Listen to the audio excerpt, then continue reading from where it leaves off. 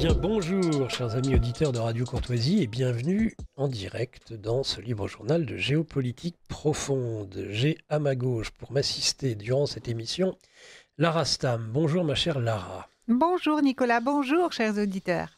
Bien, vous avez vu, j'ai débuté par vous cette fois-ci. Oui, c'est surprenant. On se demande. Qu'est-ce qui se passe? Et je remercie évidemment, on est très heureux, Lara, comme moi-même, de la retrouver. Eh bien, il s'agit de Virginie Nini-Vlam. Bonjour Virginie, merci. Et merci pour ces cœurs et merci pour la réalisation bienveillante de cette émission. Et professionnelle. Très professionnelle. Toujours un grand professionnalisme. On vient justement, je n'ai pas le droit de le dire, mais je le dis quand même, on vient de terminer un enregistrement d'une émission que vous écouterez très prochainement, qui sera ni plus ni moins que le Florilège des Arts vendredi prochain.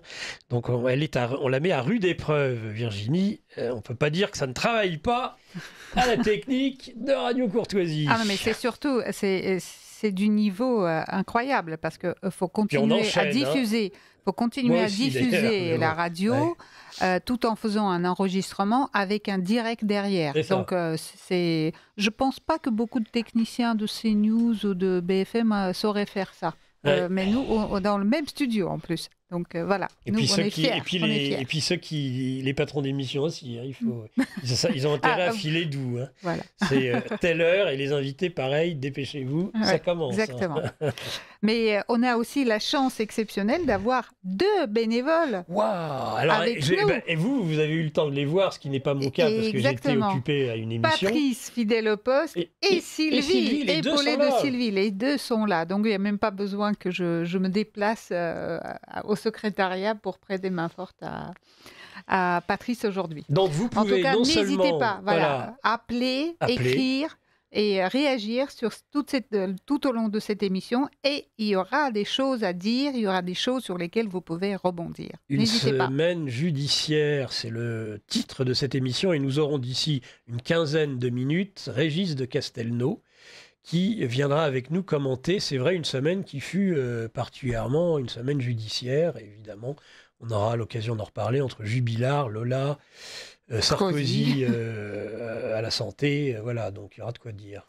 Exactement. Et nous avons la chance pour la première fois de recevoir Maître Régis de Castelnau. Dans une émission de Libre Journal. Géopolitique profonde. Du Libre Journal, parce que nous l'avons déjà eu plusieurs fois dans des matinales de géopolitique profonde qui débutent à 7h tous les matins, du lundi au vendredi. Mais profiter...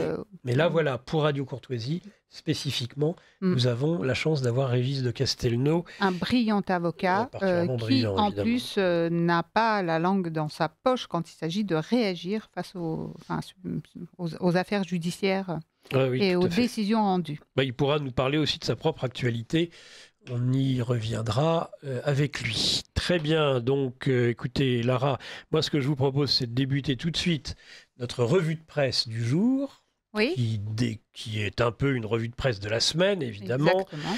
Puisque samedi dernier nous n'avions pas eu l'occasion de commenter le braquage, cambriolage du plus grand, plus beau, en tout cas plus grand musée du monde, et en tout cas de Paris et de la France, qui n'est autre que le Louvre, avec donc un braquage particulièrement rocambolesque. C'est un peu tous les Français qui se sont fait braquer, puisque c'est notre histoire, notre patrimoine, des parures royales, impériales, l'impératrice Eugénie, jusqu'à finalement la couronne d'Eugénie qui avait été volée et retrouvée, j'ai envie de dire, un petit peu là où se trouve la France aujourd'hui. Je suis désolé de le dire, mais là où se trouve la France aujourd'hui, c'est-à-dire dans le caniveau. Et c'est là qu'on a retrouvé la couronne. C'est dire, il faut dire qu'avec un président de la République que nous avons élu 2 fois, qui nous avait expliqué, on ne peut pas dire que les Français n'étaient pas prévenus, qu'il n'y avait pas de culture française, il ne faut pas s'étonner non plus. Non seulement il n'y a pas de culture, il y a plus, maintenant bientôt il n'y aura plus d'histoire française. Donc, oui. En tout cas, tout est bradé. Elle est révisée. Elle est révisée, évidemment. Hein. Ce sont les mêmes qui traitent les autres de révisionnistes, qui sont les premiers des révisionnistes. Ça, c'est quelque chose que j'ai remarqué assez souvent. Donc, un président qui, en plus, dans la Macronie, vous le savez, personne ne s'excuse, personne n'est responsable. On est au-delà même du... Personne ne démissionne. Ni responsable, ni coupable, ni démissionnaire. Que ce soit la directrice présidente... En responsabilité, cette nouvelle... Ils sont en responsabilité, c'est-à-dire, ni responsable, ni coupable, ils sont juste... En responsabilité, ça veut dire on s'accroche à son siège. Hein. Exactement. Surtout. Hein. On a quand même Madame Descartes qui, à 2 reprises, soi-disant, a présenté sa démission. Le haut fonctionnaire qui doit présenter et attendre l'acceptation de sa démission, il ne s'agit pas de démissionner tout court. Oui, d'abord au président et ensuite même là, à la ministre de la Culture. Même là, il passe par la communication. C'est-à-dire, c'est de la communication pure. Dire que j'ai présenté ma démission. Mais ça se passe pas comme ça, normalement. Quelqu'un qui... Je pense d'ailleurs qu'on n'est absolument pas dans les usages. Si vous présentez une démission et que le chef de l'État, avec la stature qui est censée être la sienne, vous dit non, vous n'en parlez pas. C'est tout. Et puis, c'est pas à vous d'en parler, c'est pas à vous d'expliquer que vous avez, j'ai envie de dire même que ça ne c'est... Mais rien ne se fait, Nicolas, de toute façon. Mais ça marche tellement bien. On dit d'abord qu'elle a présenté sa démission au chef de l'État et ensuite à la ministre. Et à 2 reprises. Oui, c'est-à-dire, c'est même pas une fois, mais 2 fois. Ouais. Vous voyez, elle est tellement précieuse, cette dame. Elle a tellement ce en responsabilité est tellement prégnant qu'on ne peut pas accepter sa démission. Et la directrice de la sécurité, on en avait fait grand cas de cette nouvelle directrice de la sécurité, une femme, pensez donc, une femme qui dirige des hommes. Il faut dire qu'elle venait tout droit de la parenthèse enchantée, de la cérémonie d'ouverture des JO auquel elle assurait déjà la sécurité, cette dame. Donc évidemment, avec une petite merveille comme ça, on allait voir ce qu'on allait voir, et on a vu ce qu'on a vu. Ça me fait penser un petit peu à ce qui s'est passé avec Trump et l'intelligence service. Je suis tout sauf misogyne, vous le savez bien, mais là, quand même, je sais pas, et personne n'en tire les conséquences. Personne ne quittera son poste, bien au contraire d'ailleurs, Emmanuel Macron encourageant Madame Descartes à rester, puisqu'il y a actuellement justement une vaste rénovation du Louvre. Alors, la rénovation qui sera tout à fait à la gloire, en fait, parce que c'est une nouvelle entrée, c'est bien plus important de trouver une nouvelle entrée que de penser à la sécurité des objets qui s'y trouvent, qui d'ailleurs ne sont pas du tout du fait du chef d'État actuel, ni ceux d'avant. En fait, c'est l'histoire et le patrimoine français qui appartient au peuple souverain français. Et il est mal gardé. Donc, on se préoccupe davantage de créer une nouvelle entrée parce qu'il va falloir l'inaugurer, profiter voilà.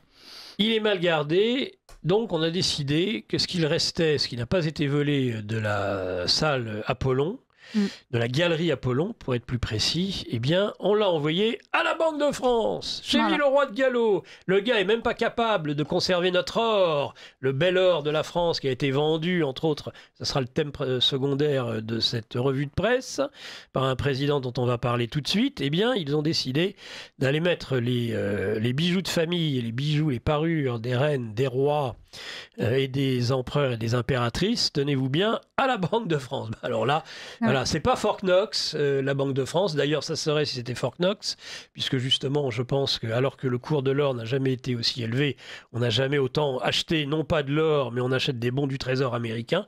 Cherchez l'erreur. Où est la haute trahison aujourd'hui, franchement ?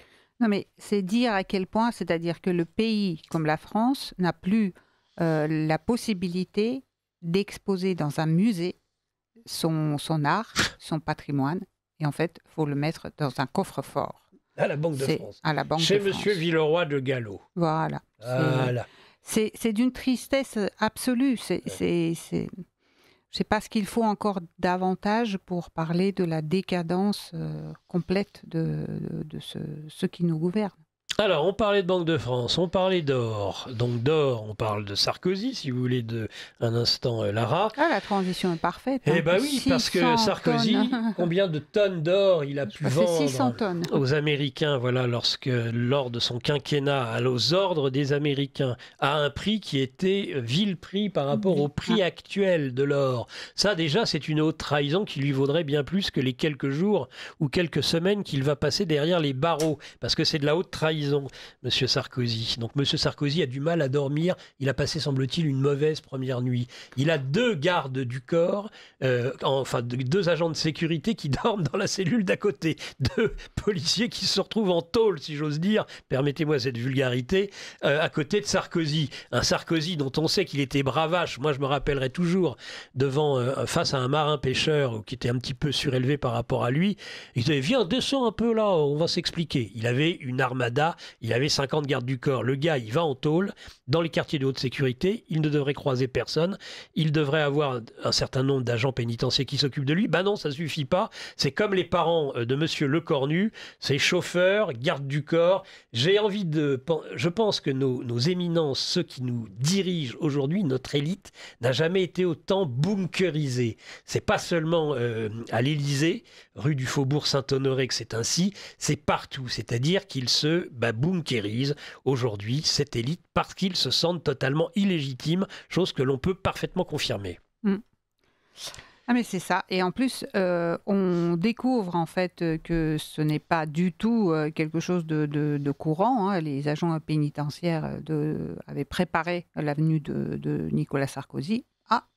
Coucou, il faut préparer aussi la venue de 2 policiers qui ne sont pas condamnés, mais qui vont dormir en cellule, armés. Et deux dans la même cellule. C'est-à-dire que leurs conditions d'emprisonnement sont plus difficiles que celles de Sarkozy, qui lui est tout seul. Au moins, ils ne sont pas à l'isolement, il est dans son 3 étoiles, 4 mais étoiles. On nous a précisé hier, j'ai entendu, et c'est lunaire, ils sont volontaires. Ils ont été volontaires pour y aller. Donc, en fait, le côté, je sais pas, c'est qu'on doit bien... le côté soumis de ce pays, il commence à se voir. Hein. C'est-à-dire que pour que les policiers qui ne sont pas condamnés acceptent d'aller en prison parce qu'ils sont volontaires, puisque Nicolas Sarkozy est tellement gentil qu'ils adorent travailler avec, bon, c'est d'une tristesse tout ça, c'est une tristesse.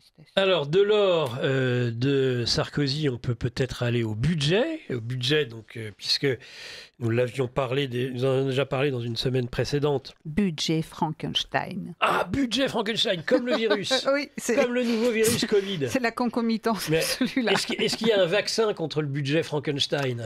Le vaccin, ça va être le 49.3, mais bon, ils peuvent pas le dégainer. Oui, mais il y a plus. Le Cornu a dit il y a plus de 49.3. Oui, c'est vrai, vous avez parfaitement raison. Oui.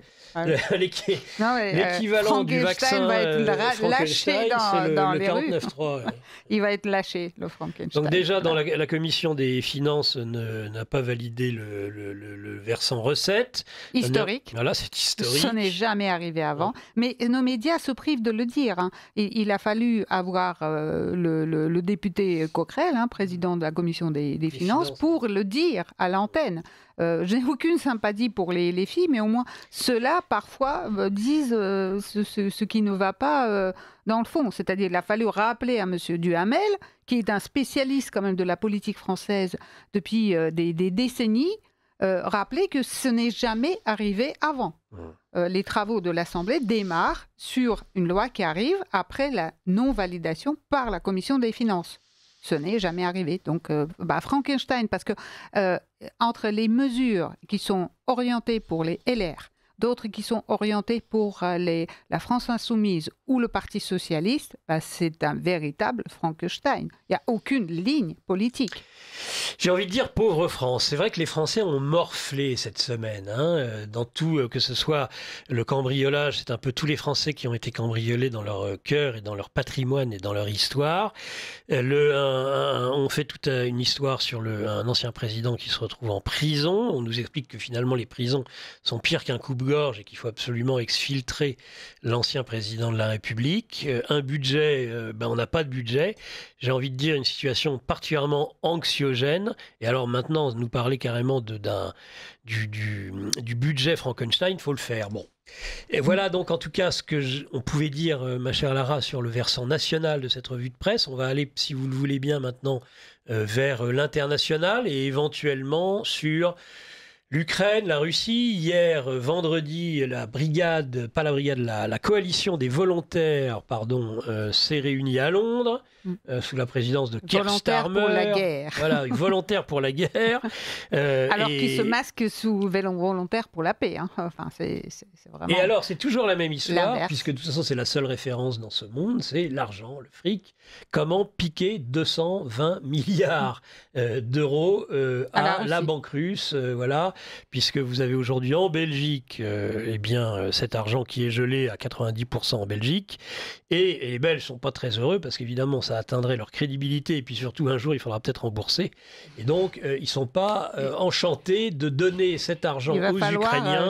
Aller chercher le pognon, quelque part. Voilà, sachant que les Ukrainiens, c'est pas demain la veille qu'ils vont rembourser, ils sont déjà en banqueroute. Sachant que les Russes ne. Alors ça c'est la meilleure. Alors ça j'avoue, pas. Ça c'est extraordinaire. C'est-à-dire que ça s'appelle prendre ses rêves pour des réalités. Les chefs d'État européens, ils ont décrété que la Russie rembourserait, et voilà, il y aura des frais de réparation à cette guerre. Alors c'est vrai, il y a eu en 1918, d'ailleurs, on était bien mal inspiré de l'avoir fait, parce que c'est ça qui a entre autres permis l'accession d'Hitler et du nazisme au pouvoir dans les années 30 en Allemagne, parce que justement on a été particulièrement sévère avec celui qui fut vaincu lors de la Première Guerre mondiale, c'est-à-dire l'Allemagne. Donc si tant est qu'il y ait des dommages de guerre, ce qui n'est, et à mon avis c'est jamais quelque chose qui devrait spécialement nous inspirer, hein, la défaite, la destruction, je pense, devrait y suffire. Eh bien, c'est plutôt pour le vaincu. J'ai rarement vu un vainqueur à qui on dirait, eh bien, écoutez, vous allez maintenant rembourser et vous allez payer des dommages de guerre pour le malheureux vaincu. Or, c'est ce qu'ils prétendent. Parce que, à ma connaissance, bon, écoutez, Jean-Noël Barrot explique qu'évidemment, la Russie, l'économie est exsangue. Bon, il ose. Ouais. En France, on ose parler d'une économie exsangue. Il marche dans les pas de Bruno Le Maire. Hein. Ah oui. Donc, il a quand même le maître, l'écrivain pornographique, ministre des Finances. Mais Nicolas, en fait, tout cela s'explique. C'est-à-dire que la Russie qui avance sur le terrain militaire, qui aujourd'hui libère, comme elle dit, hein, des villages, etc., elle les reconstruit, à l'image de Mariupol. Comment elle va payer encore une réparation pour reconstruire quelque chose qu'elle reconstruit déjà de fait? Les réparations seront payées par l'Ukraine à la Russie, suite justement à la fin de cette guerre. C'est comme ça, c'est pas autrement. Et ils vont pas s'en priver, c'est-à-dire le reste ce qui restera de l'Ukraine va devoir payer les réparations sur ce qui a été détruit pendant cette opération spéciale guerre. C'est comme ça, c'est-à-dire il va falloir trouver non seulement à rembourser les avoirs volés, mais en plus aider l'Ukraine à payer les réparations à la Russie. Voilà, préparez-vous à bien payer. Bon, de toute façon, ça sera le contribuable, ça sera Nicolas qui va payer in fine, on le sait tous déjà, ouais. Donc il n'y a aucun suspense sur ce point. Juste avant, et on dira quelques mots sur le Venezuela, où en effet les tensions augmentent et où un porte-avions américain vient d'être dépêché sur zone, quand même une petite blague, hein. On a eu les drones, on a eu la flotte fantôme, et bien tenez-vous bien, maintenant nous avons les ballons météorologiques envoyés par les méchants Russes et autres Biélorusses, la Lituanie, donc le titre, les aéroports de Vilnius et Kaunas. Excusez-moi, excusez-moi, c'est comme ça, ou alors peut-être que je le prononce mal. Voilà, donc les aéroports de Vilnius et Kaunas fermés en raison de ballons en provenance de Biélorussie. Maintenant, ils envoient même les ballons météorologiques pour y faire, semble-t-il, un trafic justement de contrebande de ballons météorologiques venus de Biélorussie.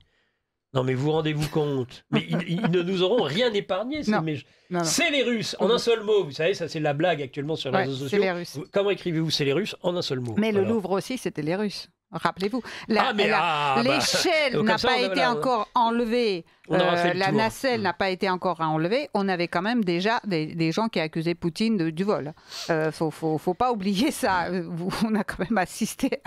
Tenez-vous bien, ça serait pour transporter, donc ces ballons seraient pour transporter des cigarettes de contrebande.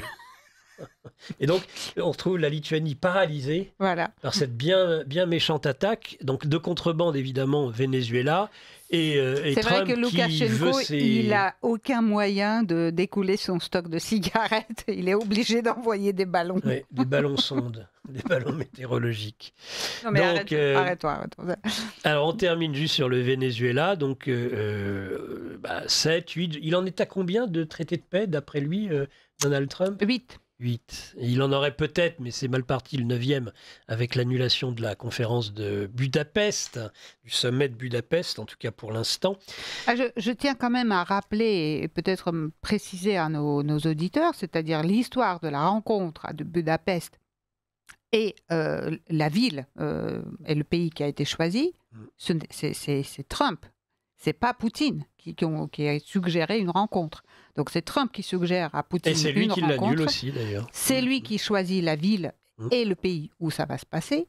Et c'est lui qui l'annule en disant c'est prématuré.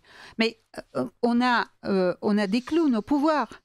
Moi je dis on vit un cirque, mais un cirque tragique. À mon avis, tragique.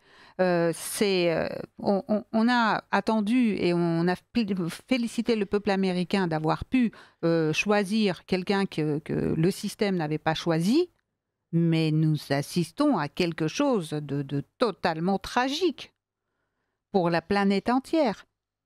Exactement. Alors donc je vous disais Venezuela, le Venezuela.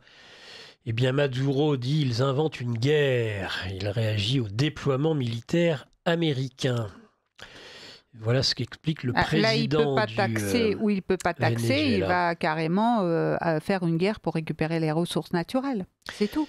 C'est le porte-avions USS Gerald Ford. Évidemment, le Venezuela, il n'y a pas que des narcotrafics, il y a aussi des hydrocarbures. Et ça, là où il y a des hydrocarbures, évidemment, les Américains, les Yankees ne sont jamais loin. Donc, ça fait des semaines que sur Géopolitique Profonde, on alerte sur le fait que ça va mal se finir au Venezuela. Eh bien, c'est en cours avec probablement rapidement, semble-t-il, des bombardements et une intervention terrestre des Américains. Sachant la Russie, Poutine a apporté son soutien à Maduro. Comme les Chinois et Russes. Oui. Voilà, ils se tiennent prêts à aider le Venezuela. Merci Lara, cette revue de presse s'achève et nous allons bien passer à notre invité et à notre grand angle de ce libre journal de géopolitique profonde.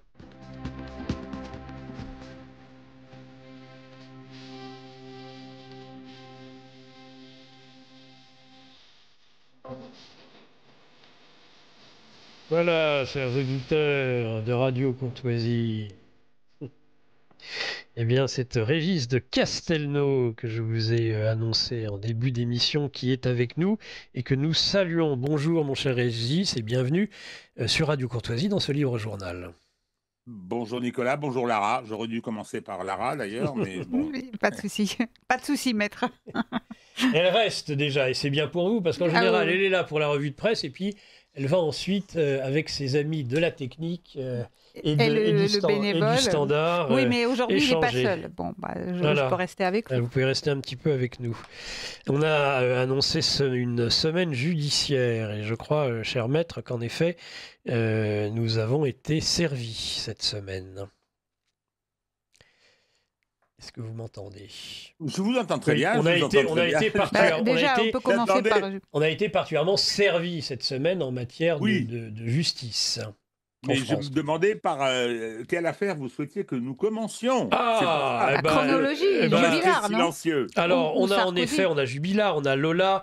Moi, non, j'aurais bien commencé par, avant cela, parce que à ce qui va donner lieu ou ce qui a donné lieu à des décisions judiciaires. C'est-à-dire, je trouve qu'on a eu une semaine qui a beaucoup amoché les Français. J'ai envie de dire pauvre France. Je ne sais pas ce que vous en pensez, Régis de Castelnau, mais entre le braquage du Louvre et un ancien chef de l'État aujourd'hui en prison à la santé, bon, c'est une semaine qui est chargée, sans même parler du judiciaire ici et maintenant. En tout cas, ça donnera lieu à du judiciaire, c'est le Louvre, et c'est la conséquence d'un procès, c'est l'emprisonnement de Nicolas Sarkozy. Peut-être déjà un commentaire sur cette semaine particulière pour la France.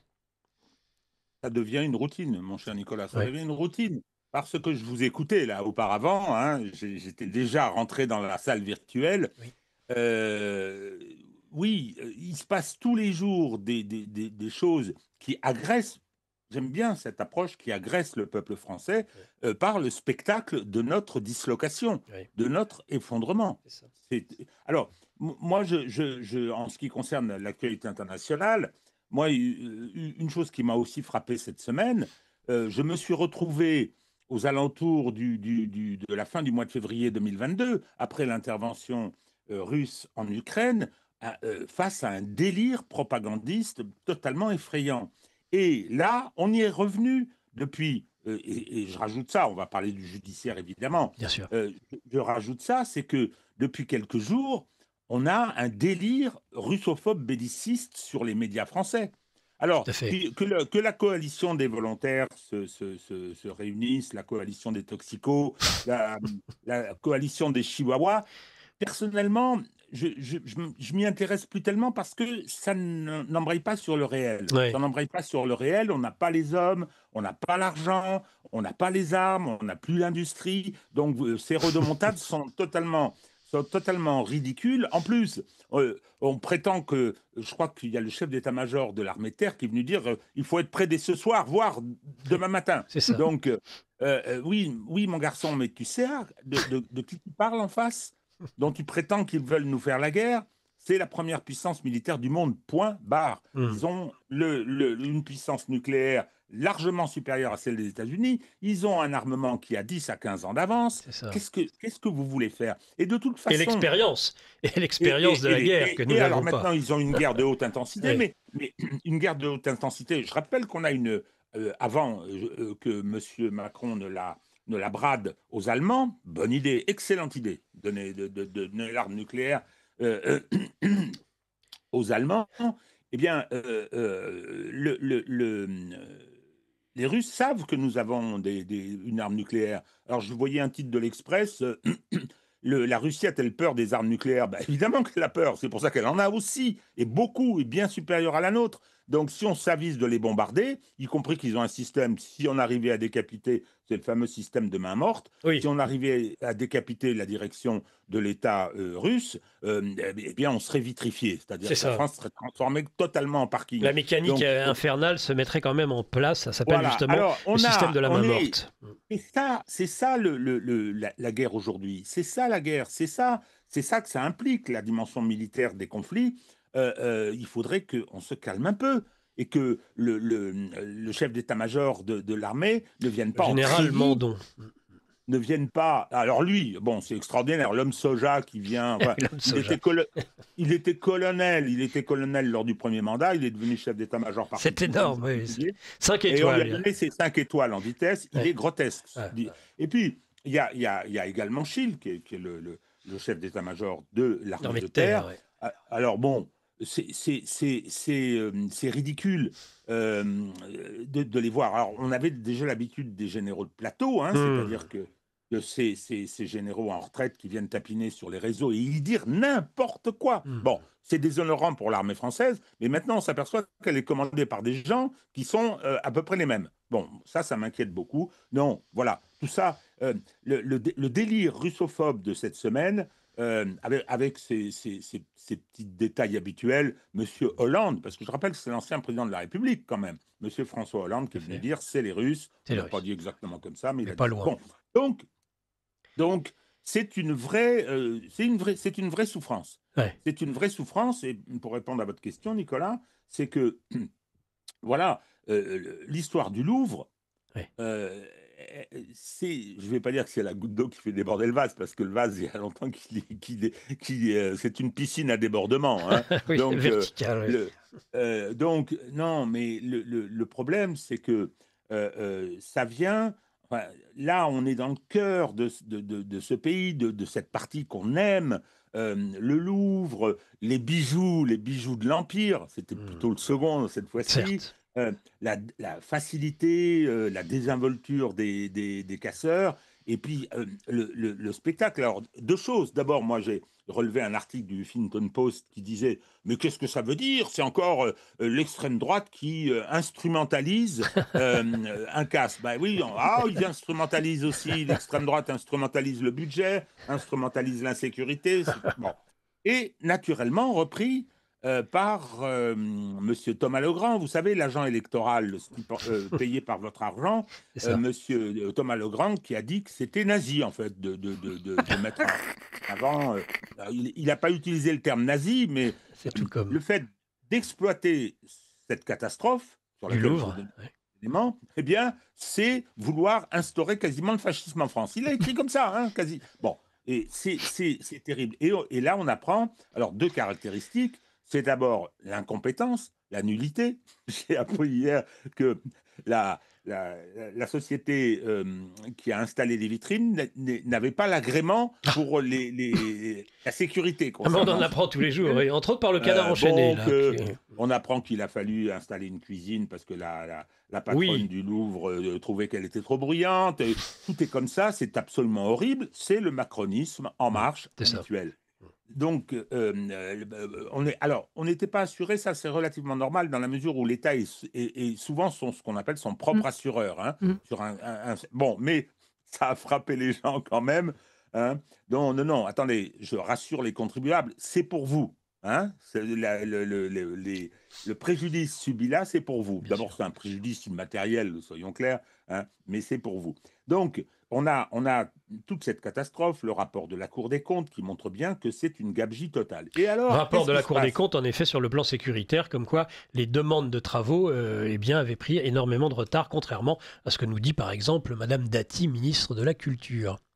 Pauvre Rachida Dati, non mais qui se retrouve, elle est tellement contente d'être ministre que mais faut pas se faire d'illusions quand on rentre dans un gouvernement du type de ceux qui sont présidés par les amis d'Emmanuel Macron. On a la garantie d'avoir.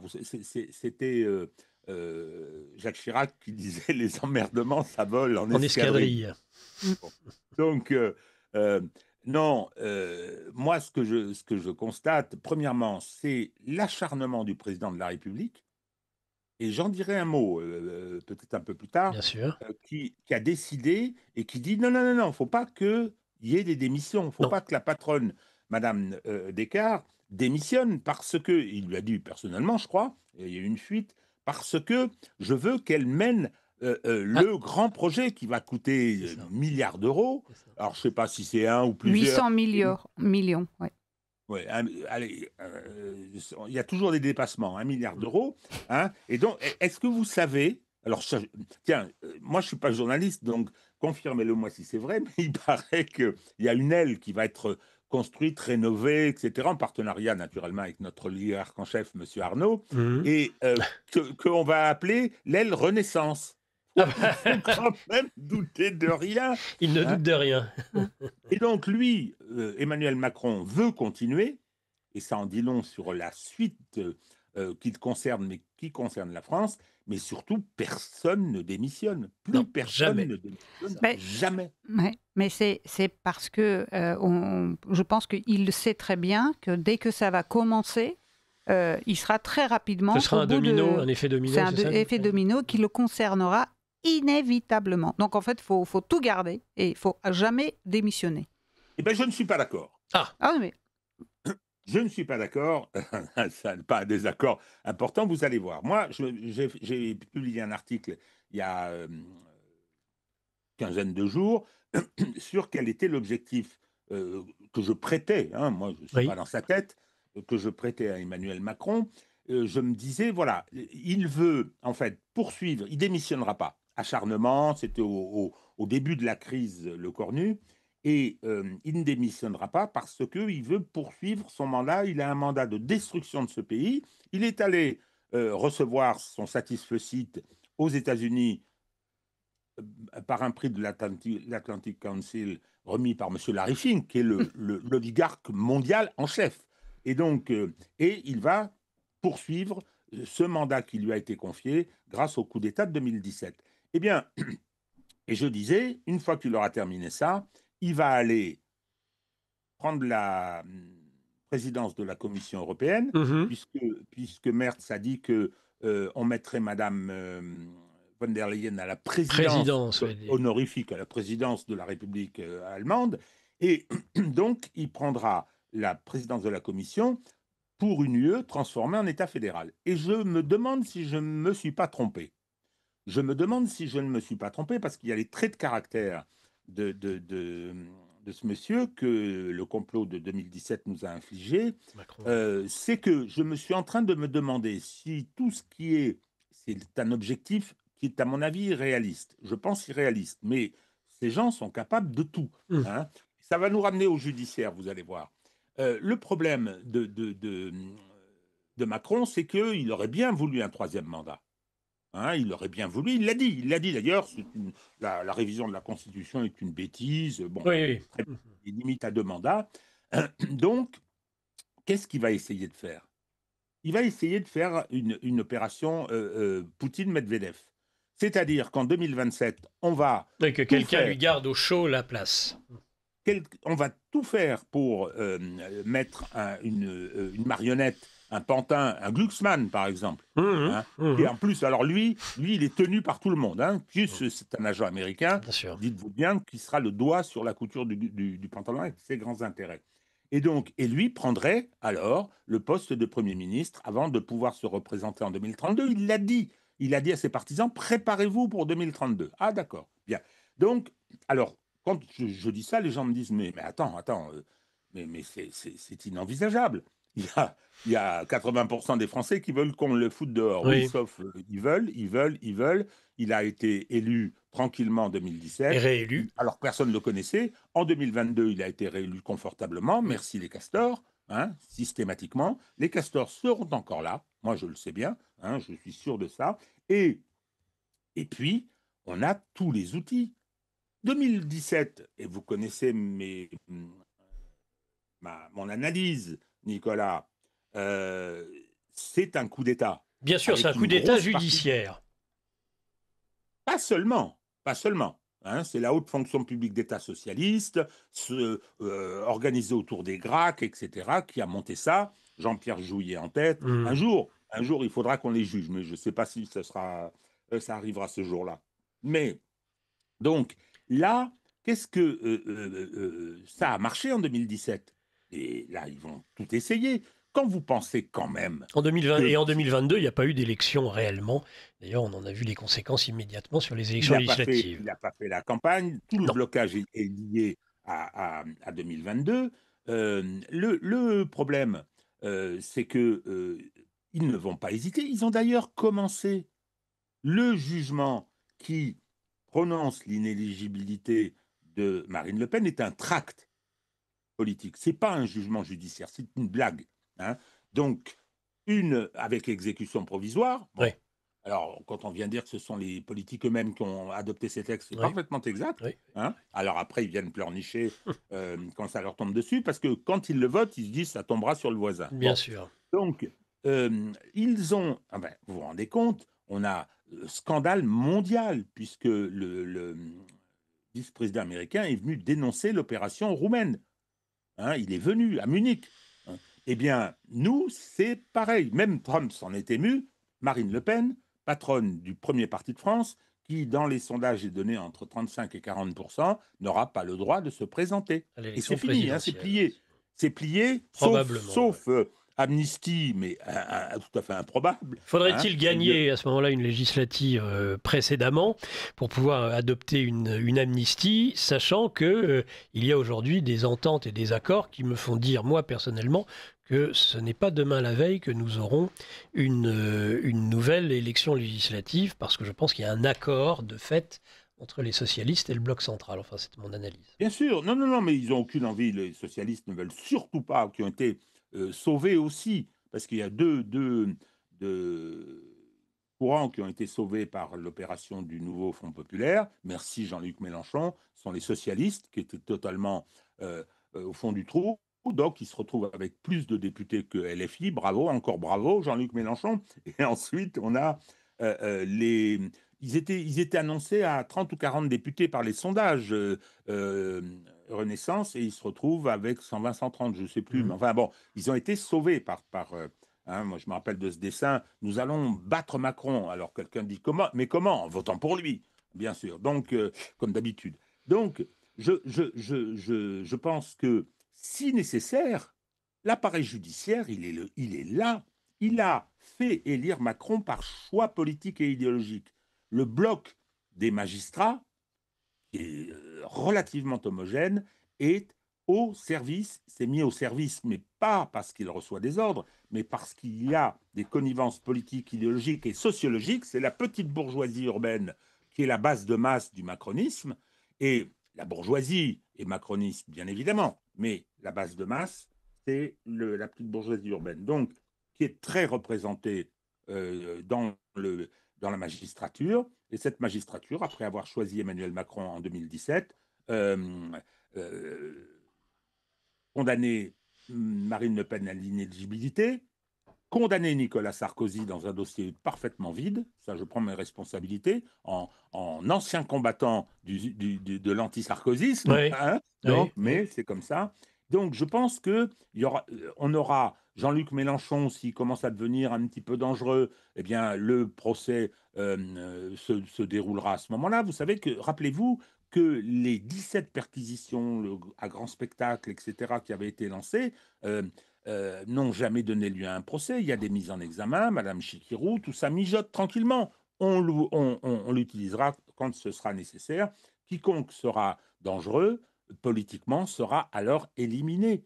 Pourquoi ils se gêneraient de faire ce qu'ils ont déjà fait avec Marine Le Pen et ce que sur le plan international ils ont fait en Moldavie et ils ont fait surtout en Roumanie. En Roumanie surtout, oui. Avec Călin Georgescu, oui. Donc l'idée du maintien d'Emmanuel Macron par une opération comme ça, je pense que dans la tête de ce personnage, c'est quelque chose qui doit exister. Parce que les traits de caractère qui le font qualifier de psychopathe et que je partage, l'amènent, et il n'est pas le seul dans la période actuelle, à se détacher du réel. C'est quelqu'un qui n'a jamais fait de politique avant d'être propulsé à cet endroit, qui n'a aucune idée jamais de ce été élu. Non. Il n'a aucune idée de ce qu'est un rapport de force, et donc il pense que tout ce qu'il décide, tout ce qui est de nature à satisfaire son ego, doit et peut être mis en œuvre. Et puis surtout, il a un mandat qui lui a été donné, donc de la destruction de la France, de la transformer en une région périphérique, d'un État fédéral. D'un État supranational, je dirais même. Oui, tout à fait. Oui. Alors, vous avez un auditeur, je commence les questions des auditeurs parce qu'elles arrivent déjà rapidement, qui dit « Mais qui revoterait pour Macron en 2032 ? Cela serait ubuesque avec son bilan mortifère. » Ceux qui ont voté en 2022. et surtout, qui aurait le droit de vote? Comment est-ce que ça se présentera à ce moment-là? Quand je dis l'opération de condamnation, et on va revenir sur cette arrivée de Nicolas Sarkozy en prison, ça fait 20 ans que la magistrature poursuit Sarkozy de sa vendetta. Bien 20 sûr. Ans. Hein? Moi, je connais très bien toutes ces affaires, pour des différentes raisons. D'abord parce que je suis un professionnel, et parce que j'ai été amené à connaître ces dossiers. Bien. Et ça va au-delà du syndicat de la magistrature, semble-t-il, cette vindicte. J'avais écrit un article dans le temps qui était « De quoi la haine de Sarkozy est-elle le nom ?» Les raisons d'une des raisons. Donc, oui, Sarkozy a suscité dans la magistrature une certaine haine. Il y a plusieurs raisons à ça. D'abord, il y a les raisons du rejet de Sarkozy, du rejet global de Sarkozy. Sarkozy, en 2012, ça n'est pas Hollande qui gagne, c'est Sarkozy qui perd. À la primaire de la droite en novembre 2016, Sarkozy est écrasé. Oui. Il est écrasé. Pourquoi? Parce que la bourgeoisie de province, que j'appelais les Loden-Barbour, dit il y en a marre, casse-toi pauvre con, de cette vulgarité, de cette indécence. Il a tué le deuxième corps du roi, etc., etc. Bien. Et c'est vrai, Frédéric Lordon, je l'entendais dire, l'indécence assumée, elle est arrivée en 2007 avec Nicolas Sarkozy. Rappelez-vous, rappelez-vous, il est élu, et très bien élu, et qu'est-ce qu'il fait? J'ai besoin de me ressourcer pour prendre la mesure de ma fonction nouvelle, hein, et je vais faire un petit tour en Méditerranée sur le yacht de Bolloré. De Non, Bolloré. mais pardon. Ça prouve bien qu'il n'avait pas compris grand-chose. Avant de continuer ses vacances aux États-Unis, hein, d'ailleurs. Oui, voilà. Donc, alors, ça n'a pas été c'est quelqu'un qui a le sens de l'État, parce qu'il avait une grande expérience politique. Je termine sur les raisons de cette haine de la magistrature. Ouais. D'abord, il les a pris à l'envers. Hein, c'est-à-dire qu'il a été démagogue et il les a affrontés parce qu'il les connaissait. Il les a pris de haut. Ouais. Hein, il n'était pas un haut fonctionnaire, c'est un avocat. Non. Il les a pris de haut. Et troisième raison, c'est qu'il a mesuré le problème posé par cette installation de la justice dans une fonction politique. C'est-à-dire que dans mon livre sur la justice politique, et dans le sous-titre « Et des années Chirac au système Macron », je décris un processus d'autonomisation de la justice, hein, donc de conquête de l'indépendance, non pas pour être impartial, mais exactement le contraire, et pour s'arroger des fonctions politiques et de considérer qu'elle a une leçon morale à donner à ce pays en permanence, hein, et donc elle poursuit des objectifs directement politiques sans avoir la moindre légitimité politique liée à l'élection, hein, et en violation naturellement de tous les principes de séparation des pouvoirs qui font que c'est devenu une force politique. Et ça, je pense que confusément, Nicolas Sarkozy l'avait mesuré. Et donc, il est parti en guerre contre certaines choses. Je pense aux syndicats. Alors, on parle du syndicat de la magistrature. Il ne faut jamais oublier l'Union syndicale des magistrats, qui est largement majoritaire, qui est toujours ou à peu près d'accord avec le SM, qui est toujours ou à peu près dirigé par des socialistes. Donc, il y avait cette particularité qui avait été identifiée, je pense, par Nicolas Sarkozy, peut-être pas formalisée, peut-être pas théorisée, probablement pas d'ailleurs, et qui fait que la magistrature a vu le danger avec lui. Et depuis, elle le poursuit de sa vindicte, elle le poursuit de sa vendetta, pour deux raisons. La première, c'est la vengeance. Et la deuxième, c'est de dire, regardez, nous tapons sur les puissants, hein, donc nous sommes légitimes. Donc on oublie, et tous les imbéciles que j'ai vus acclamer cette décision, acclamer l'arrivée de Nicolas Sarkozy en prison, je dirais un mot sur la façon dont il a géré ça, si vous êtes d'accord. Bien sûr. Mais je suis toujours interminable, vous le savez bien. Et Lara va vous poser une question après. Donc oui, mais attendez, on attend. Je termine là-dessus. Donc, il s'agissait, et quand j'ai vu tous ces imbéciles acclamer à la fois la condamnation et la mise en prison, en oubliant tout le reste, en oubliant le laxisme pour la délinquance qui pourrit la vie des Français et qui a, à mon avis, mais c'est un autre débat encore, une origine politique. Le massacre judiciaire des Gilets jaunes. Hein, le massacre judiciaire des luttes sociales contre la réforme des retraites. Tout ce qu'on voit, le refus catégorique de poursuivre la corruption d'Emmanuel Macron, le dossier Alstom d'or, le dossier McKinsey d'or, le dossier le pire, c'est pas pour les montants, mais c'est pour la morale, le dossier de Madame Schiappa, le dossier du fonds Marianne, d'or. Hein, et ils ne bougeront pas. Ils sont le pied sur le frein. Vous avez entendu parler de quelque chose qui concerne une enquête préliminaire qui concernerait Madame Hidalgo pour le pillage de la ville de Paris? Non, du tout. Il n'y aura rien. Et ce sont les mêmes, et pour les mêmes raisons. C'est ça, moi, qui m'exaspère. Alors, je prêche dans le désert, hein, parce que je suis à peu près tout seul à dire ça. Alors, excusez-moi, j'ai terminé. Vous avez terminé le développement que vous vouliez nous nous livrer. Je dirais un mot de l'arrivée quand même. Alors, on va avoir rapidement un bobino. Donc d'abord la question de Lara, le bobino ensuite. C'est pas une question, c'est plutôt une réaction avec ce que j'ai vu et un témoignage presque interne, c'est-à-dire la primaire de l'UMP de 2016. C'est l'élimination de Sarkozy par la gauche également, parce que c'était une primaire ouverte qui voulait voter, et en fait la gauche ne se prive pas de venir donner 2 euros pour pouvoir éliminer Sarkozy. C'est ce qui s'est passé en réalité, j'en atteste, je témoigne. Il fallait mettre Juppé en avant et la surprise c'était Fillon. Mais... Alors, désaccord. Ça fait 2 fois là. Non, attendez, désaccord sur les détails. Oui, effectivement, il y a eu une opération primaire ouverte. Oui, mais j'étais présidente de bureau de vote, donc j'ai pu constater comment ça se passe. Vous avez tout à fait raison, mais moi je vais citer Nicolas Sarkozy lui-même, et de façon très fiable.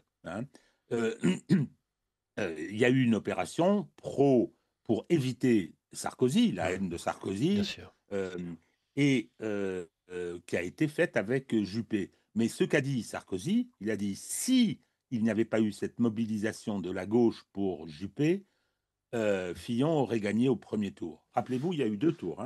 Oui, 2 tours, tout à fait. Et le deuxième tour, Juppé-Fillon. Voilà, le deuxième tour, Juppé-Fillon. Sarkozy était arrivé qu'en 3e position.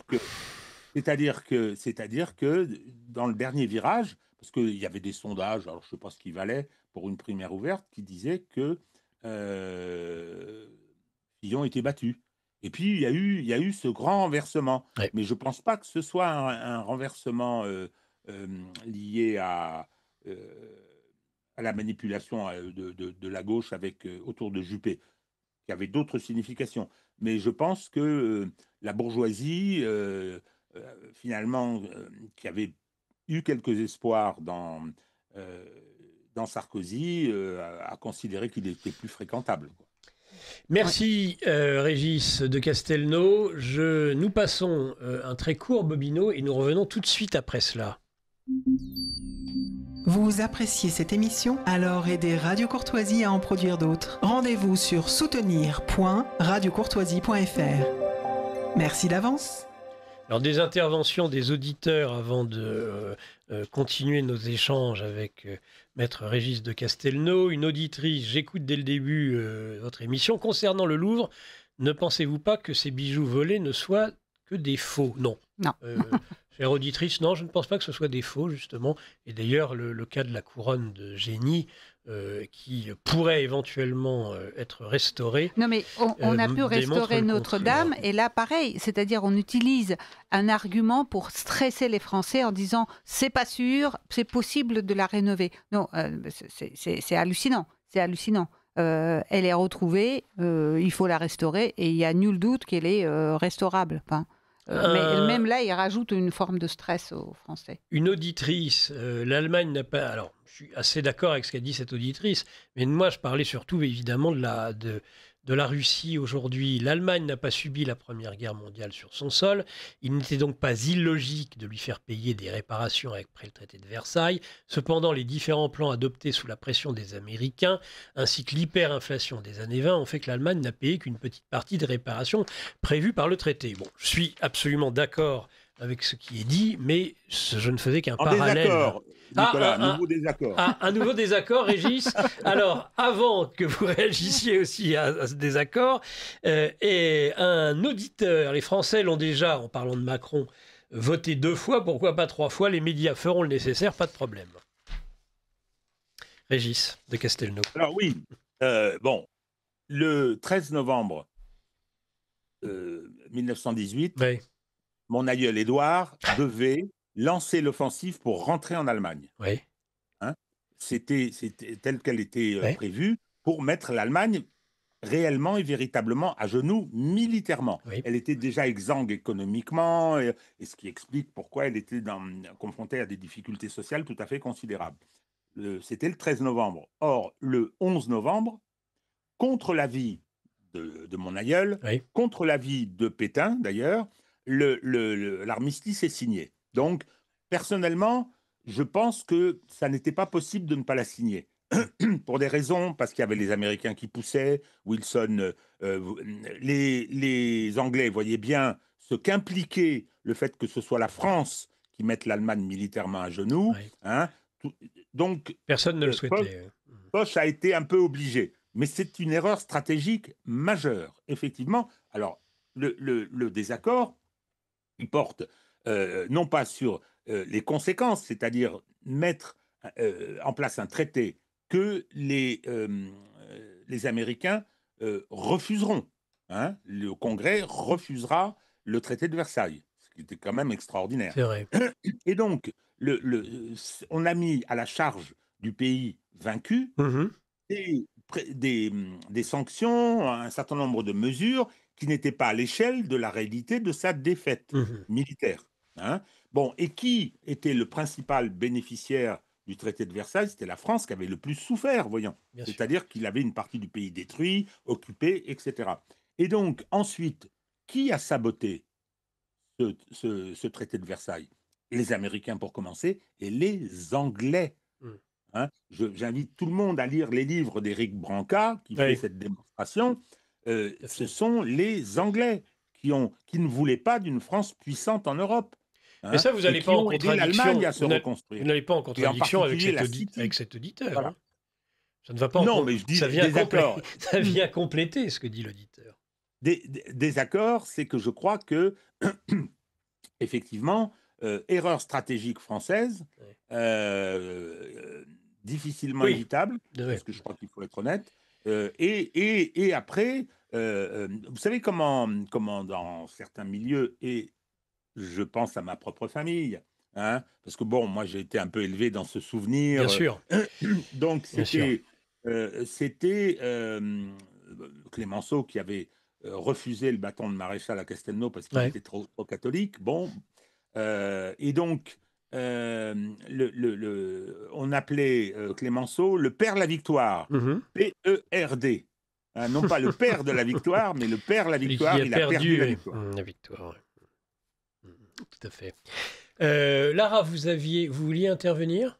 Je voulais déjà demander, par exemple, l'avis de Maître de Castelnau sur disons, l'affaire judiciaire Jubilard. Parce que on n'a pas terminé avec Sarkozy. Vous voulez pas qu'on finisse Sarkozy en prison? J'en ai pour 2 secondes. Allez, on termine Sarkozy. J'en ai pour 2 secondes. L'espèce de... Il y a 2 choses qui m'ont déplu. Enfin, bon, j'ai pas voulu beaucoup m'y intéresser. La première, c'est que, voilà, cette espèce de joie mauvaise de voir un gars qui a été au sommet de l'État, qui a été reçu partout, dans tous les pays, etc. Être le président de la République française, ce n'est pas rien. Être le successeur du général de Gaulle, même si on considère que Sarkozy n'avait pas ni l'étoffe, ni le c'est un petit président. Bon, je veux bien, mais cette espèce de la part d'une opinion publique qui fait pas grand-chose quand même, hein, qui a réélu Macron, qui accepte un certain nombre de choses. Il n'y a pas une manifestation dans les rues. Dans tous les autres pays d'Europe, il y en a pas mal, y compris sur la question de Gaza, etc. Hein, chez nous, non, rien. Il y a une passivité étonnante. Je viens de voir qu'un livre vient d'être publié qui s'appelle L'Attestation, et c'est 2 sociologues qui ont travaillé sur le premier confinement, sur la façon dont la France a été mise en coupe réglée. Hein, juste un exemple. À partir de mars 2020, donc. Voilà. En coupe réglée, on est le pays où il y a eu 1 500 000 amendes pour violation du confinement contre 17 000 en Grande-Bretagne, à taille de population à peu près égale. Donc, ce peuple-là, qui a été particulièrement soumis, il a accepté de prendre ses cafés debout parce qu'il ne devait pas s'asseoir, etc. Il a trouvé formidable, non, j'exagère en disant formidable, il y a des gens qui se sont battus, mais qu'on mette des masques à des enfants de 3 ans dans les maternelles. Enfin, donc, la joie mauvaise de cette opinion publique dans l'arrivée de Sarkozy en prison, je déteste ça. Bon. Mais Sarkozy a mis son arrivée en scène et j'ai trouvé ça un peu ridicule. Voilà, la manifestation, la famille et tout. Je vais prendre juste un petit exemple. Donc, je vais assumer mon statut. Donc, la manifestation dans le 16e arrondissement de Paris avec quelques centaines de manifestants. À l'appel de son fils, de ses fils. Voilà. Alors là, justement, moi, je mets ma casquette de vieil imbécile. Je trouve que la façon dont Nicolas Sarkozy laisse ses enfants prendre le devant de la scène comme ça, oui. Je trouve ça dont Louis Sarkozy. Indécent. Louis Sarkozy, cette espèce de bourrin avec ses tatouages, qui vient et qui va se présenter à la mairie de Menton, etc., qui joue les kékés, les bourrins. Hein, son père peut pas lui dire tu te calmes là, tu arrêtes parce que tu me portes préjudice. Je pense que c'est le cas. Quant à la jeune, je me rappelle plus son prénom, qu'on voit sur Julia. Julia, voilà. qu'on voit sur dans les boîtes pour son anniversaire de 14 ans. 14 ans, 14 ans, brandissant une bouteille d'alcool, mais et qu'on voit en photo partout, qu'on exhibe quelque part, parce que sa mère a trouvé ça formidable. Moi, ça me choque. Moi, je suis désolé, ça me choque. Je disais l'autre jour sur Toxin, j'ai 4 filles. Hein, et ben, je peux vous dire qu'aucune des 4, c'était il n'y a pas si longtemps d'ailleurs, aucune des 4 n'aurait été à 14 ans sur une piste de danse avec une bouteille d'alcool à la main. Il ne faut pas exagérer non plus. Hein. Je trouve que cette exhibition est tout à fait indécente et surtout, elle nourrit ceux qui fondent en partie le rejet de Nicolas Sarkozy. Mais quand même, parce que la France est descendue bien bas, en effet, d'avoir les enfants, les rejetons d'un président de la République, en effet, s'exhiber sur une piste de danse avec une bouteille d'alcool à 14 ans. C'est quand même, ça montre quand même ce aussi, pays jusqu'où il est abîmé. Ouais. Bah, c'est-à-dire qu'on voit une jeune pin-up découvrir son cadeau, un sac Fendi. Qui, à l'âge de 14 ans, mais pareil, ça n'a aucun intérêt. Ceci dit, sa mère, c'est évidemment une famille, c'est la plus grosse fortune d'Italie. Mais c'est pas la question, mais qu'à 14 ans, on ne doit pas s'intéresser à un sac. Hein. C'est encore une enfant. Enfin, tout est là-dessus, tout est perverti. Elle est maquillée, elle a une espèce de bustier mais c'est indécent. Et effectivement, ça ne donne aucune sympathie à ceux qui sont les parents de cette gamine. Et vous vouliez ajouter quelque chose ou pas? Ça peut amener, ça peut amener à dire il ne l'a pas volé, quoi. Or que je ne le pense pas, parce que les affaires qui l'ont envoyé là sont de la pure construction, hein, de la la part des magistrats. Bon. Mais le bling-bling continue. Voilà, le bling-bling continue. Ces affaires. Jubilard. Alors, on va sur la semaine judiciaire, si vous voulez bien. Lara, alors, qu'avez-vous pensé, maître, de cette affaire judiciaire, de ce jugement, de ce procès? Il n'y a ni corps, ni arme de crime. Qu'avez-vous pensé? Alors, c'est une très belle affaire.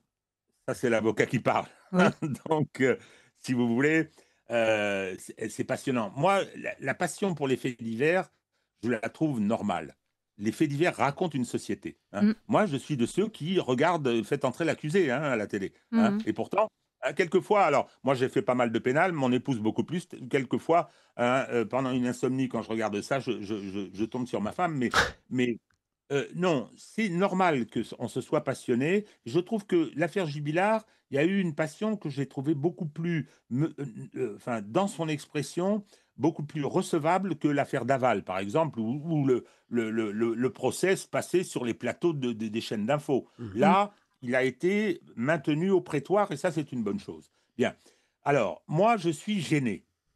Je n'ai aucune idée de la culpabilité ou pas de Cédric Jubilard. Je ne sais pas. D'abord, je n'ai pas le dossier au fond, je n'ai pas eu les éléments, mais j'ai suivi un peu en détail le processus de conception de l'accusation, que je comprends tout à fait, et le parquet a été, je veux dire, dans sa responsabilité de poursuivre, de construire comme ça, mais je trouve que le tribunal, la cour d'assises, aurait peut-être dû mieux respecter les principes. Alors, c'est une critique que devront faire en appel ces avocats, ces défenseurs. Hein. Moi, c'est la critique que l'observateur que je suis, et je répète à distance, sans aucune conviction, quelle qu'elle soit, je suis honnête, concernant la culpabilité de Jubilard. Il peut être l'assassin, il peut être innocent. Bon. Le problème, c'est qu'on est en matière pénale. On est en matière pénale et que l'État, à cette occasion, exerce ce qu'on appelle sa violence légitime. Et c'est une décision considérable. Considérable parce que, et Jubilard a été condamné à 30 ans de réclusion criminelle, ça, plus violent, c'est difficile. On va l'enfermer dans une boîte pendant, alors il fera peut-être pas 30 ans, enfin, mais je veux pas, c'est pas le débat maintenant, mais on l'enferme dans une boîte normalement pour 30 ans. Donc, cette décision, elle doit être prise avec énormément de précautions, et c'est à ça que la procédure sert. C'est-à-dire qu'il faut qu'il y ait ce qu'on appelle un débat contradictoire, hein, avec des règles très strictes, des prérogatives, bien évidemment, c'est un peu déséquilibré, parce qu'on a la puissance de l'État, hein, et en face, on a un accusé défendu par des avocats qui ont des moyens qui sont assez peu importants finalement. Donc, ce débat contradictoire doit aboutir à ce qu'on appelle la vérité judiciaire. La vérité judiciaire entretient des rapports parfois lointains avec la vérité objective. Et ça, en France, on a du mal à intégrer ça. On a du mal à intégrer ça, que la Cour ne recherche pas la vérité objective. Elle espère s'en approcher, évidemment, mais elle doit établir, par la conduite de la procédure, une vérité judiciaire. Et cette vérité judiciaire doit permettre de prendre la bonne décision, la conséquence de cette vérité judiciaire. Donc là, la Cour a considéré que la vérité judiciaire, c'était la culpabilité de Cédric Jubilard. Je trouve qu'il y a beaucoup de trous. Alors, le fait qu'il n'y ait pas de corps, on va me dire, il suffit de faire disparaître le corps pour faire le crime parfait. Non, c'est pas comme ça que ça fonctionne. Mais le problème, c'est qu'il n'y a pas que ça. Il y a les témoignages. Or, les témoignages, on sait que c'est souvent fragile. Il y a un certain nombre d'éléments qui n'ont pas été, par une enquête très subjective, hein, très à charge des gendarmes qui ont... Je pense. Dans cette direction, d'une instruction qui les a suivis sur ce terrain, semble-t-il toujours, hein, je suis mesuré. Donc, il y a beaucoup d'éléments qui auraient dû amener à considérer qu'on était face à un doute raisonnable. Ce n'est pas la prime à l'assassin. Mais pourquoi ? Et pourquoi j'ai cette position ? Et je suis gêné un peu par cette décision. Peut-être que Cédric Jubilard n'a que ce qu'il mérite, mais ce n'est pas à l'opinion publique d'en décider. C'est ce qu'ont décidé les membres du jury et les trois magistrats. Hein. Alors, je vais ajouter que... Donc, il aurait dû y avoir un doute, ce qu'on appelle un doute raisonnable, hein, et peut-être que l'acquittement aurait été plus conforme à cette vérité judiciaire ainsi élaborée. Alors j'avoue, juste un mot pour vous dire que je partage, donc contrairement à vous, qui aviez des contradictions par rapport à ce qui a pu être dit auparavant, je partage, moi, votre analyse, même si elle m'a valu quelques volets de bois vert. Je suis d'accord avec cette analyse, en effet, du doute raisonnable. Mais pas moi, maître. Que fait-on de l'ultime conviction, sachant que ce serait... Alors, Clara, intime. Ah, voilà, intime. Pardon, intime conviction. Pardon. L'intime conviction, c'est commode. C'est commode. On dit, ah oui, mais c'est bien évidemment que vous allez prendre une décision par rapport à votre intime conviction, y compris dans l'appréciation de la vérité judiciaire. C'est normal. C'est comme ça que ça fonctionne. Donc, mais avant de vous dire où, dans mon pays, le bas blesse. Où le bas blesse depuis longtemps, et j'ai 53 ans, il y a 53 ans que j'ai prêté serment, donc j'en ai vu passer pas mal. Bien. Donc, le problème qui a pu se passer, c'est que cette enquête des gendarmes a été très subjective. Ils sont partis dès le premier matin, ils ont pris la voiture, il y avait de la buée, etc., etc. Tout ça est très, très intéressant. Hein, quand dans un livre de Simenon, c'est passionnant. Mais le problème, c'est que c'est la vie d'un homme et d'une famille, enfin tout ce que ça véhicule. Et donc, il y a eu cette enquête véritablement à charge.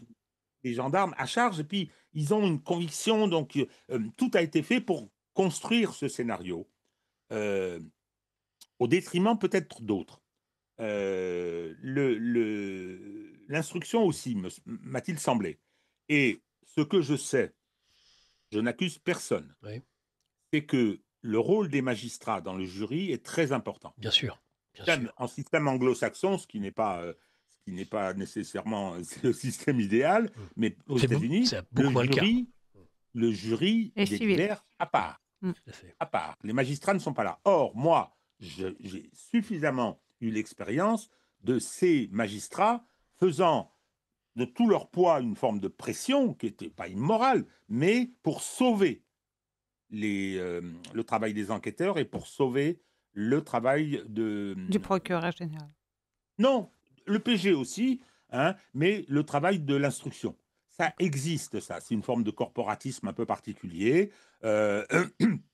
Et donc ça, je m'en méfie beaucoup. Je ne sais pas si ça a eu lieu, hein, mais 6 jurés et 3 magistrats professionnels, je suis désolé, c'est déséquilibré. Alors, il y aura 9 jurés en appel, on verra. Hein. Moi, j'ai connu la période où il n'y avait pas d'appel à la... Oui, bien sûr, aux assises, bien sûr. Alors, pourquoi avec la cassation. Moi, ça me renvoie à quelque chose, et là-dessus, je suis affirmatif. En France, on est un pays de vieille culture administrative. Hein. L'État est très puissant, non pas dans les faits, mais dans les têtes. Hein. Aujourd'hui, il est détruit, mais bon. Donc, et les Français, dans la dialectique ordre et justice, privilégient toujours l'ordre. C'est-à-dire que pour moi, un innocent en prison, c'est la pire des injustices. Un coupable en liberté, c'est un désordre. Les Français pensent le contraire. Ils ne supportent pas l'idée d'un coupable en liberté. Ça, ils ne la supportent pas. Hein. Donc, on préfère un innocent en prison, c'est un dommage collatéral. Je suis un peu caricatural, mais je vous assure que ça, je l'ai rencontré, mais tellement souvent, quoi. Y compris dans les discussions. Quand je viens dire à des gens, mais écoutez, un innocent, un coupable en liberté, ça n'est pas une injustice, c'est un désordre, ils ne supportent pas. Pour eux, c'est la pire des injustices. Donc, c'est autour de ça que j'appréhende la décision Jubilard. Mais maître, est-ce que ce n'est pas la conséquence de l'abolition de la peine de mort, en fait? Non. Non. C'est sans lien, vous pensez? Aucun. Parce que imaginez qu'un innocent puisse être condamné, mais qu'il ne risque pas la peine de mort, en fait, permet à la société de se dire, bon, c'est pas grave, mais au moins... Enfin, je sais pas. Non, la peine de mort concernait tellement peu de gens. Tellement peu de gens, c'était dans le... c'est totalement résiduel. 30 dernières années. Non, lorsque je vous répondais non, je ne pensais pas à cette nuance. On peut y aller et lui mettre 30 ans parce que c'est pas grave, alors que si on le condamne à mort, c'est-à-dire la responsabilité de décider la mort. Oui, peut-être, mais je pense que cette façon de privilégier l'ordre au détriment de la justice, c'est une vieille histoire française. C'est une vieille histoire française. Et par conséquent, surtout que maintenant, je pense qu'avec l'information, on sait, alors on vous parle des prisons 3 étoiles, ou Sarkozy va avoir la télé et tout. Il y a eu suffisamment je veux dire, d'informations sur l'état des prisons françaises, sur la surpopulation. Comme vous voyez, alors ça s'améliore un petit peu, mais pas vite. Quand vous voyez la prison des Baumettes à Marseille, c'est épouvantable. C'est épouvantable. Donc, envoyer quelqu'un en prison, moi, j'ai prêté serment, j'avais 22 ans, et donc je m'étais tout de suite inscrit au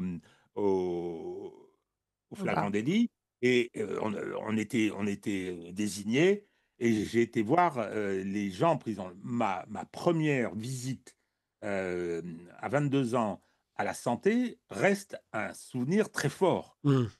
Très fort, parce que tout d'un coup, j'étais citoyen d'un pays libre, élevé dans un pays libre, et j'arrivais dans la boîte dans laquelle on enferme ceux qui ont transgressé la règle sociale. Et tout d'un coup, j'ai vu ce que représentait la perte de tous les attributs d'un citoyen d'un pays libre. Eh bien, écoutez, c'est un sacré choc. En plus, c'est une contre-société extrêmement violente. Donc, on sait maintenant ce que représente la prison. La décision qui a été prononcée contre Cédric Jubilard, et c'est normal, d'une extraordinaire violence.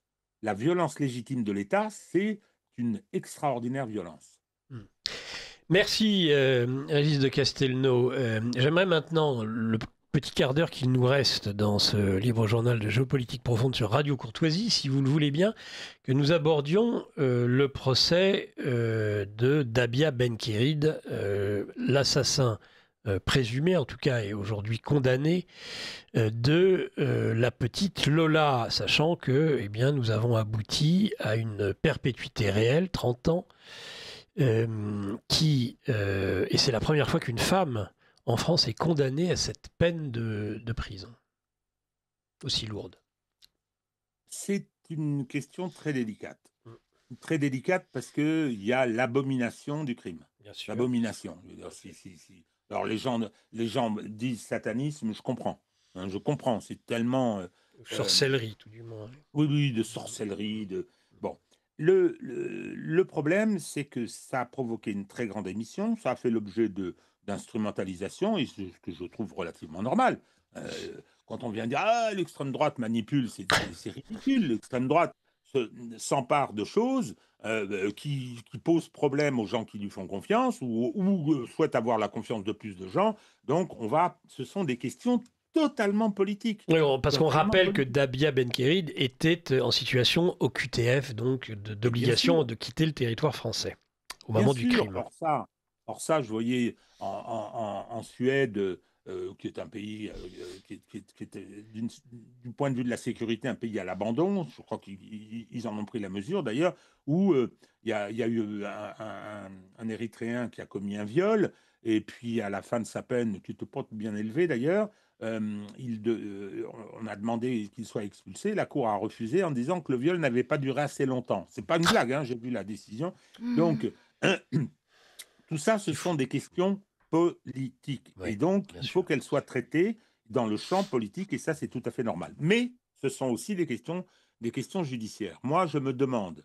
alors bon, je ne me suis pas, passionné particulièrement pour toute l'horreur de la séquence. Oui. Donc, bon, dès que ça touche aux enfants, je veux dire, chacun a une sensibilité particulière.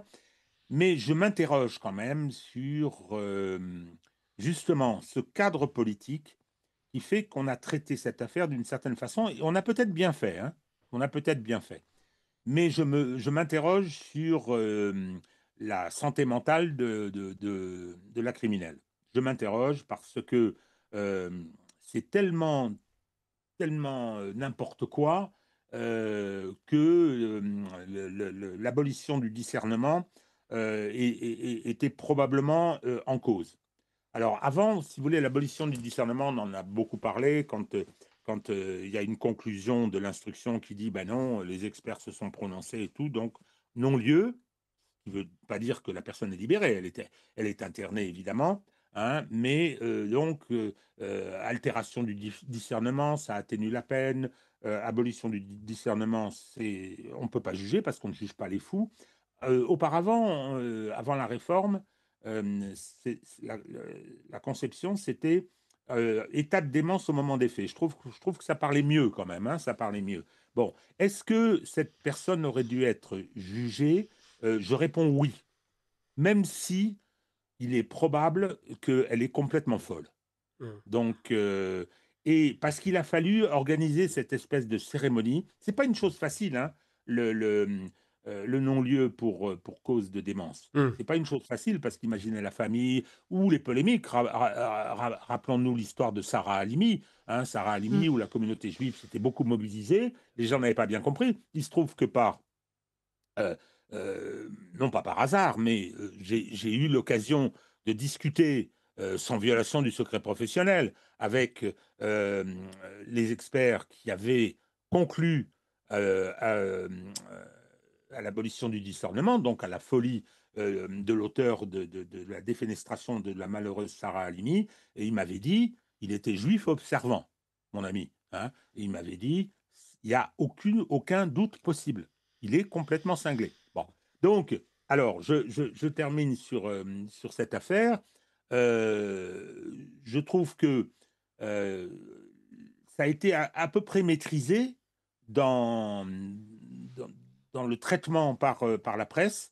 Il n'y a pas eu trop de polémiques, mais je crois que tout le monde était un peu sidéré par l'ampleur du crime.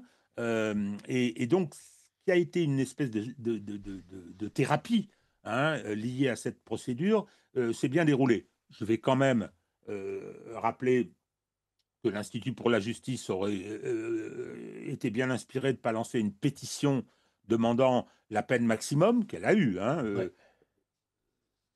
l'auteur, une pétition qui a rassemblé 200 000 signatures, ce qui a amené Frontière à faire un tweet ridicule en disant 200 000 signatures pour une peine de perpétuité incompréhensible.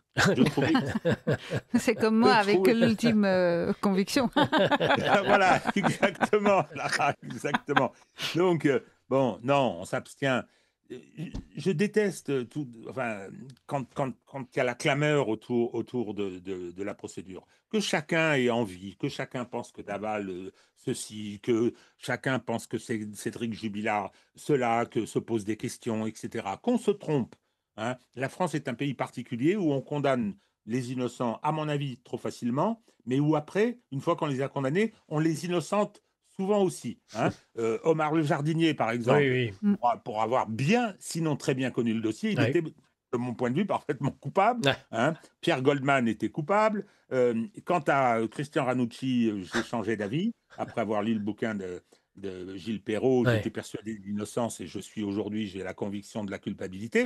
C'est un des derniers condamnés à mort exécutés. Donc, ça, c'est normal. Ça fait partie de la façon dont la société s'empare de ces choses.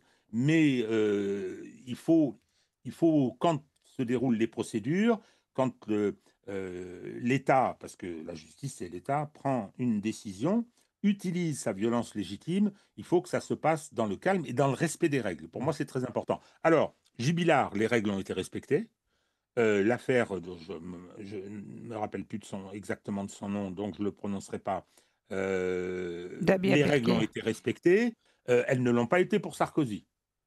C'est un cas particulier. Maître, ces deux affaires judiciaires et criminelles, Jubilard et donc l'affaire de Lola, est-ce que vous pensez que la justice française aujourd'hui est réellement celle qui permet de faire la vérité sur une affaire judiciaire, sachant qu'avec Jubilard, on n'a toujours pas le corps et on ne sait pas du tout de quoi elle a pu mourir, si elle est morte, Delphine Jubilard. Et dans l'affaire Lola, il y a quand même, j'ai la conviction qu'il y a quand même des traces de quelque chose de bien plus sombre et bizarre. Il y a cette histoire de sous-sol qui a été mise en avant au début et puis après effacée complètement. Il y a quand même beaucoup d'incohérences. Est-ce qu'aujourd'hui, une fois que l'affaire est terminée, on sait ce qui s'est passé? Moi, je trouve que non. Et vous auriez fait quoi, vous, si vous aviez la possibilité? Attendez. Non. Vous dites une fois que l'affaire est terminée, on sait ce qui s'est passé. Non.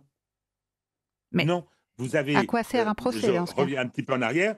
Vous avez une procédure. Non, le procès ne sert qu'à une chose. On a une transgression de l'ordre social qui provoque un désordre, évidemment. Et aujourd'hui, il n'y a plus de justice privée. On a transféré à l'État deux choses. On a transféré la punition et aussi l'usage de la force. Un peu, non, la vengeance. Il y a toujours, il y a toujours un côté. Normalement, il ne devrait pas y en avoir, mais il y en a. Il ne faut pas se raconter d'histoire. Donc, non, on ne sait pas ce qui s'est passé. On ne peut pas avoir la conviction que ceci s'est déroulé exactement. Alors qu'il y ait eu des défaillances dans la recherche de telle et telle réponse, qu'il y ait eu des défaillances, et je reviens à Jubilard, parce que c'est plus facile sur Jubilard. Lorsque j'avais publié un petit article qui reprenait ce que j'ai exposé devant vous, quelqu'un m'a dit, mais attendez, aucun autre scénario n'est plausible. Eh bien non, attendez, le tribunal n'est pas là pour choisir entre les scénarios. Le tribunal, la Cour en la circonstance, elle est là pour répondre à une seule question. Quels sont les faits à 2 questions. Quels sont les faits et qui les a commis? Voilà. Et donc, judiciairement, la Cour, qui a cette prérogative, dit voilà ce que pour moi, et seulement pour moi, hein, et ensuite, s'il y a appel, ce sera la Cour, je considère qu'il s'est passé ça et j'en tire les conséquences et je prends les décisions. Ensuite, cette décision a ce qu'on appelle l'autorité de la chose jugée. Mais l'autorité objective que vous souhaitez, ma chère Lara, non. C'est l'autorité de la chose jugée avec toutes les conséquences qu'elle doit avoir. Donc, merci Régis de Castelnau. Il reste que 3 minutes et j'ai alors non seulement les auditeurs, belle analyse nous dit cet auditeur de Maître Castelnau, Lola, décidément était une enfant zourie d'après cet auditeur, comme le petit Émile. Bon, question. Plus que affirmation, l'idée est émise que dans l'affaire Lola, un trafic d'organes pourrait être à l'origine du crime. Bon, c'est pas ce qui a été établi. Notre Michel Dumas de Radio Courtoisie pour ce livre journal de géopolitique profonde nous soigne son dernier quatrain. J'ai un mandat à vie par la haute finance et je le remplirai en suprême éminence. Moi, fils du ciel, monarque, source de luminance, juge et parti du droit imposant l'abstinence. J'aurais aimé, pour terminer, vous avez 2 minutes, Régis de Castelnau, peut-être encore nous dire quelques mots sur votre affaire, justement avec évidemment l'ancienne rectrice Aveline. Mais 2 minutes, malheureusement, c'est le temps qui nous reste. Oui. Alors, écoutez, Madame Aveline, elle me fait penser un peu à Madame Descartes, hein, la patronne macroniste du Louvre. Elle a été nommée, alors qu'elle n'en avait pas les compétences juridiques. Hein, Macron a changé le décret.